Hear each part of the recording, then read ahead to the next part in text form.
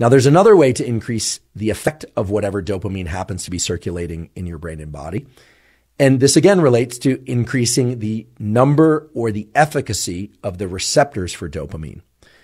Now, here we're not talking about the dopamine receptor 4, but a different category of dopamine receptors, the D2 and D3 receptors, which are expressed multiple places in your brain and body and bind dopamine, meaning dopamine parks in them like a parking spot and allows dopamine to generally increase the activity of the neurons and cells that express those dopamine receptors.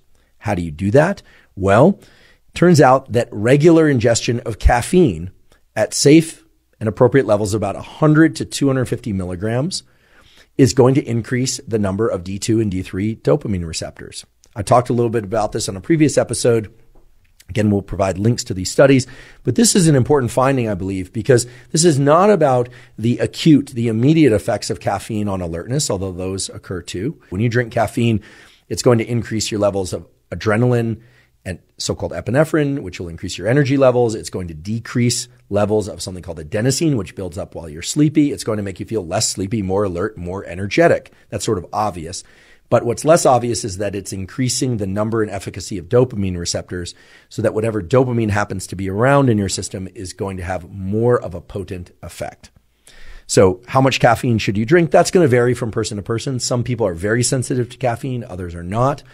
I tend to be fairly insensitive to caffeine because I've been drinking it for a long period of time. But, after 1 or 2 cups of espresso or coffee, I feel like I've had enough. I tend to drink my caffeine early in the day, which is what I'm going to recommend that you do, not drinking caffeine past 2 and certainly not 4 p.m. if you're on a typical schedule and you want to be able to sleep that night. Even if you can fall asleep, having too much caffeine in your system is not good because it disrupts the architecture of sleep. And now knowing about all the metabolic variability across the night, according to different stages of sleep, it should be even more obvious as to why disrupting the architecture of sleep would be bad for you. So limit that caffeine intake to early in the day and don't go ballistic if you're not, certainly don't go ballistic in any case. But for most people, anywhere from 100 to 400 milligrams of caffeine is going to have this effect.